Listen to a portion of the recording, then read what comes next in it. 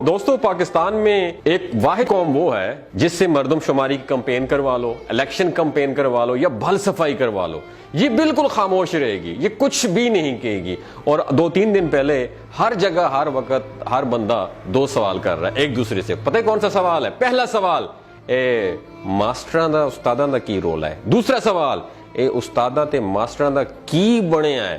دوستو میں آج ان 2 سوالوں کے جوابات دینے کی کوشش کروں گا۔ سب سے پہلے تو یہ اساتذہ کا مسئلہ بالکل بھی نہیں ہے، بلکہ یہ 2 طاقتور ادارے چھوڑ کر باقی تمام ملازمین کا مسئلہ ہے۔ اس میں آپ بھی شامل ہیں، میں بھی شامل ہوں۔ مسئلہ یہ ہے کہ ملازمین کو نوکری دیتے وقت آئین نے جو حقوق دیے تھے، اب وہ تمام حقوق ختم کیے جا رہے ہیں۔ گریڈ 1 کے سویپر سے لے کر گریڈ 20 کے آفیسر تک ہر بندہ، یاد رکھیے، نوکری کے پہلے دن سے لے کر آخری دن تک اپنی اصل تنخواہ سے کٹوتی کرواتا ہے۔ پتہ ہے کیوں کرواتا ہے؟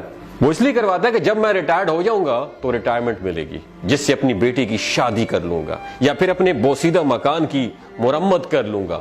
اب حکومت یہ حق بھی ختم کر رہی ہے۔ ایک انسان کوئی بزنس کرتا ہے تو وہ بزنس اس کی وفات کے بعد اس کے بیٹے اور اس کے بعد نسل در نسل ٹرانسفر ہو جاتا ہے اور پھیلتا بھی جاتا ہے، ایکسپینڈ کرتا ہے۔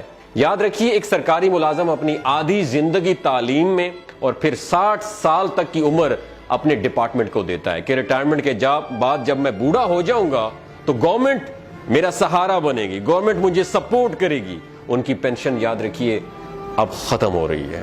جب سب ملازمین کا مسئلہ ہے تو ٹیچر کیوں احتجاج کر رہے ہیں؟ میرا سب سے بڑا سوال ہے، باقی ڈپارٹمنٹ ادارے کیوں نہیں، باقی محکمے کیوں نہیں کر رہے؟ اس کا جواب یہ ہے کہ 7.5 لاکھ فوج کے بعد دوسرے نمبر پر سب سے زیادہ تعداد اساتذہ کی ہے، وہ سب متاثر ہو رہے ہیں، اس لیے احتجاج کر رہے ہیں۔ اب سوال یہ ہے کہ سکولز کی تالہ بندی کر کے بچوں کا تعلیمی حرج کیوں کیا جا رہا ہے؟ اس سوال کا جواب یہ ہے کہ جب کسی نشئی کو نشہ پورا کرنے کے لیے پیسے نہیں ملتے تو آپ جانتے ہیں وہ کیا کرتا ہے؟ وہ گھر کی ساری چیزیں بیچنا شروع کر دیتا ہے۔ ایسا ہی معاہدہ سیاسی جماعتوں نے IMF سے کیا ہے کہ کون سا معاہدے کیے ہیں کہ قومی اثاثہ جات اور ادارے بیچ کر ڈالر ادھار لیں گے اور پھر لوٹ کر باہر ملک بھاگ جائیں گے ہم لوگ۔ سرکاری اسکولوں میں صرف سفید پوش لوگوں کے بچے پڑھتے ہیں، یاد رکھیے گا۔ جن کے پاس ضرورت سے تھوڑی سی بھی زیادہ آمدن ہوتی ہے وہ اپنے بچے مقامی پرائیویٹ اداروں میں لے جاتے ہیں، اور اگر حالات اچھے ہوں تو ضلع ڈسٹرکٹ کے بہترین پرائیویٹ اداروں میں لے جاتے ہیں، جہاں کی داخلہ فیس کم از کم 10,000 سے لے کر 30,000 تک ہوتی ہے۔ یہ باتیں میں فرضی کہانیاں نہیں بتا رہا ہوں، میں نے بھی ایک سرکاری جاب کی ہے، مجھے بھی پینشن مل رہی ہے، اور میں یہ اپنے لیے نہیں، میں تمام اساتذہ کے لیے چیخ رہا ہوں، تمام اداروں کے لیے چیخ رہا ہوں جن کی پینشن ختم ہو رہی۔ میں الحمدللہ اچھا خاصا کما رہا ہوں، پینشن نہ بھی ہو تو کوئی فرق نہیں پڑتا، لیکن ان کے لیے ضرور بولوں گا جنہوں نے ہمیں اپنے پاؤں پہ کھڑا کیا، جنہوں نے ہمیں جینا سکھایا۔ یاد رکھیے، سرکاری ملازمت کو، کچرا حکومت کو یہ ٹاسک دیا گیا ہے کہ سرکاری اسکولز کو بیچ دو، پرائیویٹائز کر دو۔ ان کے انکار کے بعد ہم عوام میں جانے کے قابل نہیں رہیں گے۔ جاتے جاتے انہوں نے کیا کیا؟ یہ قانون پاس کروا دیا کہ نگران حکومت اپنے فرض الیکشن کروانے کے علاوہ ہر وہ کام کروا سکتی ہے جس کی پہلے آئین میں اجازت ہی نہیں تھی۔ نگران حکومت اپنے ٹاسک کو پورا کرتے ہوئے سرکاری سکولز کو غیر ملکی NGOs کو بیچ رہی ہے، جو اپنی مرضی کی فیسیں لیں گے اور اپنی مرضی کا سلیبس پڑھائیں گے، جہاں ایک طرف روح ایمانی کا خاتمہ اور دوسری طرف سفید پوش لوگوں کے لیے تعلیم دلوانا ناممکن ہو جائے گا۔ اس طرح کی بھیڑ بکریوں اور ان پڑھ طبقے کو بے وقوف بنانا آسان ہوگا، جیسا کہ پچھلے 76 برس سے ہمارے ساتھ ہو رہا ہے۔ تو پھر احتجاج کس کو کرنا چاہیے؟ کیا تعلیم صرف ملازمین نے اپنے بچوں کو دلوانی ہے؟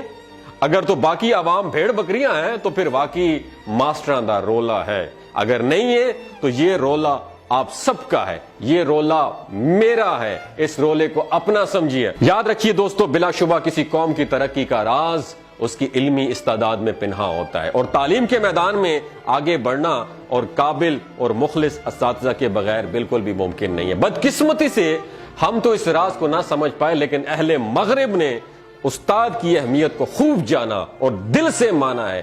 اس کی ایک خوبصورت اور اچھی مثال میں آپ کے سامنے پیش کرنا چاہتا ہوں جو کہ مشہور دانشور میرے استاد محترم اشفاق احمد نے بتائی تھی۔ وہ بتاتے ہیں کہ جب میں اٹلی کے شہر روم میں مقیم تھا تو ایک بار اپنے جرمانہ بر وقت ادا نہ کرنے پر مجھے مجسٹریٹ کی عدالت میں پیش ہونا پڑا۔ جب جج نے مجھ سے پوچھا کہ جرمانے کی ادائیگی میں تاخیر کیوں کی تو وہ کہتے ہیں کہ میں نے بتایا کہ آئی ایم اے ٹیچر، میں ٹیچر ہوں اور کچھ دنوں سے مصروف تھا اس لیے جرمانہ ادا نہیں کر پایا۔ اس سے پہلے کہ وہ بتاتے کہ میں جملہ مکمل کرتا جج اپنی جگہ سے کھڑا ہو گیا اور بآواز بلند کہنے لگا۔ وہ جملہ پتہ ہی کون سا تھا؟ اپنے دماغ کی کھڑکیوں کو کھول کے سننا ہے، میں یہ حکمرانوں کو ڈیڈیکیٹ کرنا چاہتا ہوں۔ وہ بتاتے ہیں کہ جج نے کہا کہ عدالت میں ایک استاد تشریف لائیں، a teacher is in the court. یہ سنتے ہی عدالت میں موجود سب لوگ اپنی نشستوں سے کھڑے ہو گئے۔ اس دن وہ بتاتے ہیں کہ مجھے معلوم ہوا کہ اس قوم کی ترقی کا راز کیا ہے۔ دوستو یاد رکھیے گا، جو قومیں اپنے اساتذہ کی قدر نہیں کرتی وہ بربادی کا شکار ہو جاتی ہیں۔ اور یاد رکھیے ہمارا دشمن اور کوئی بھی نہیں ہے، ہمارا اپنا شمار بھی ہمارے دشمنوں میں ہے۔ اور دوسری بات یاد رکھیے، وہ جنگ انسان کبھی بھی نہیں جیت سکتا جس جنگ میں اس کا دشمن اس کا گھر کا آدمی ہو۔ تیسری بات یاد رکھیے، ہم کسی کی مدد کیا خاک کر رہے ہیں، ہم خود اپنی بربادی خود کر رہے ہیں۔ ہم کسی کی مدد نہیں کر سکتے، ہم اپنے دشمن خود ہیں۔ اگر آپ کو یہ ویڈیو اچھی لگی ہو، اپنے اساتذہ کو ڈیڈیکیٹ کرنے کے لیے اس ویڈیو کو زیادہ سے زیادہ شیئر کیجیے۔ آج وہ وقت آ گیا ہے، ان کے لیے آپ نے کھڑا ہونا ہے۔ ساری زندگی وہ آپ کے لیے کھڑے ہوئے۔ اور میرا ان لوگوں سے بھی ان لوگوں کے لیے ایک میسج ہے جو شاگرد ہیں، کسی بھی ڈپارٹمنٹ میں ہیں، کسی میں بھی ادارے میں ہیں، جب آپ کے سامنے استاد آئے گا نا، ہاتھ مت اٹھانا، ورنہ اللہ نے اس زمین پر لانے کے بعد استاد نے آپ کو اس مقام تک پہنچایا ہے۔ اگر اس استاد کے سامنے آنکھوں میں آنکھیں ڈال کے کھڑے ہو گئے اور اگر آپ کا ہاتھ اٹھ گیا تو یقین مانے آپ زمین دوز ہو جائیں گے، زمین بوس ہو جائیں گے۔ خیال رکھیے گا یہ گناہ کہیں آپ سے سرزد نہ ہو جائے۔ اپنے اساتذہ کے آپ کے سامنے آئیں تو ان کے پاؤں کو چھوئیے گا، کیونکہ انہوں نے آپ کو اس مقام تک پہنچایا ہے۔ اپنا اور اپنے ساتھ جڑے رشتوں کا خیال رکھیے گا۔ اللہ حافظ۔